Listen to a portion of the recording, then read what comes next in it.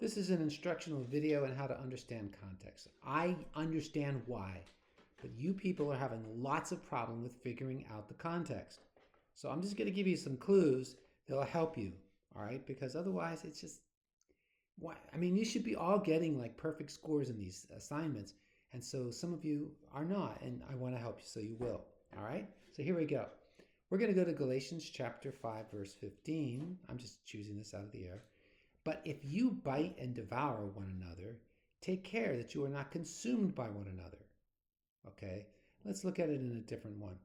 But yeah, it's saying the same thing. Let's use good news. But if you act like wild animals, hurting and that's way out. That's just way too far out. We'll go with this one.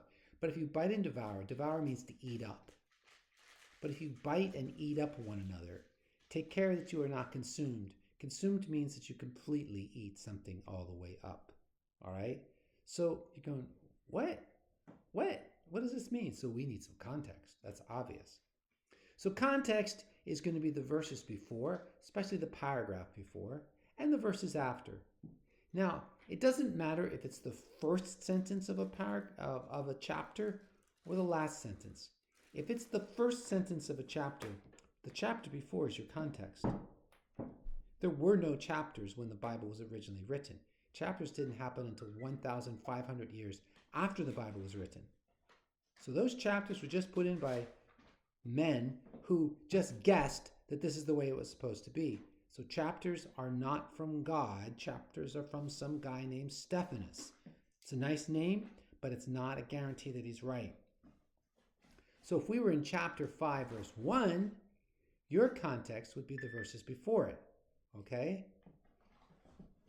If we were in chapter 5, verse 26, your after context would be the verses in chapter 6. See? So that's how we do context. All right.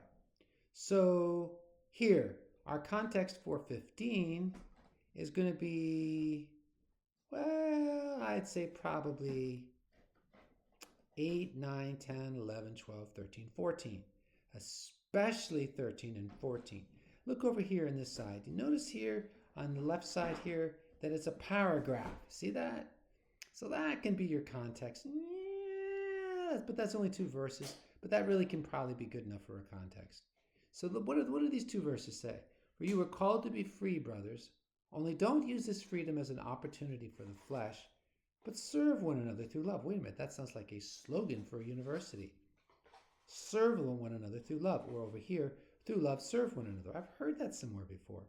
For the whole law is fulfilled in one word, in the statement, you shall love your neighbor as yourself. Hey, that's a context. Because verse 15 says, but if you divide and devour one another, wait a minute, let's do it again. But if you bite and devour, remember devour means to eat hungrily. If you bite and devour one another, well, wait a minute. Does that sound like love? No, it doesn't sound like love at all. Verse 13 and 14 say, for you were called to freedom, brethren. Only do not turn your freedom into an opportunity for the flesh, but through love serve one another. For the whole law is fulfilled in one word, in the statement, you shall love your neighbor as yourself. Well, really, even those are only 2 verses, that's your context for verse 15. The biting and the devouring doesn't sound like love to me. It sounds to me like in that church, they were angry at each other. They were yelling at each other. They were symbolically biting and eating each other up. And that's not love. Verse 13 says, you were called to freedom, brethren. Only do not turn your freedom into an opportunity to the flesh, but through love serve one another. For the whole law is fulfilled in one word, in the statement, you shall love your neighbor as yourself. So the context of verse 15 before is they're supposed to be loving each other. They're not supposed to be driven by the flesh, but they're supposed to be serving each other through love. All right, well, now I think I already understand verse 15. But let's go to verses 16 and following, because this is the after context. If the verse is verse 15, then 16, what does it say? But I say, walk by the Spirit, and you will not carry out the desire of the flesh. For the flesh sets its desire against the Spirit, and the Spirit against the flesh. For these are in opposition to one another, so you may not do the things you please. But if you are led by the Spirit, you are not under the law. And then I think that's probably good enough. He says, walk by the Spirit, you will not carry out the desire of the flesh. What's the desire of the flesh? Well, I saw that word. The desire of the flesh was in verse 13, remember? Opportunity for the flesh. What was that? Well, probably was biting and devouring each other, arguing with each other, fighting with each other. Probably that was the opportunity for the flesh, right? And so in verse 17, when it says the flesh, verse 16, do not carry out the desire of the flesh. And verse 17, the flesh sets its desire against the Spirit. And then verse 19, the deeds of the flesh are obvious: immorality, impurity, sensuality, idolatry. So really what's going on in verses 16 through really all the way down to the end of the chapter, it's comparing how people who are being led by the Holy Spirit are walking in love.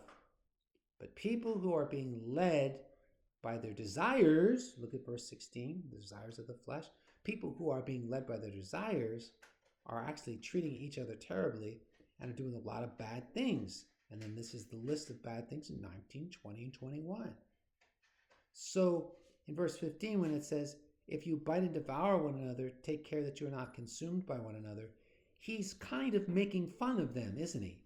Because in verses 13 and 14, if they're really free, they're going to walk in love, right? Because that's what it says. You shall love your neighbor as yourself. When you're really free, you walk in love. But you guys are biting and devouring each other. You guys are not walking in love. And then afterwards, he says, you should walk by the Spirit. Because if you're walking by the Spirit, you're going to walk in love, joy, peace, patience, kindness. But if you're carrying out the desire of the flesh, well, then it's going to be immorality, impurity, and sensuality, and idolatry, and sorcery, and enmities, and strife, and jealousy, and outbursts of anger, disputes, dissensions, factions, envying, drunkenness. That's the very problem they're having. They're not loving each other. See, so you see what's going on here. What's going on, if you look at the context before, well, it's about not using your freedom as an opportunity for the flesh, but serving each other, loving each other. And then the context after is if you're walking by the Spirit, you will love each other. But if you are walking by the desires of the flesh, well, you're going to have all kinds of problems with each other. So now I understand verse 15.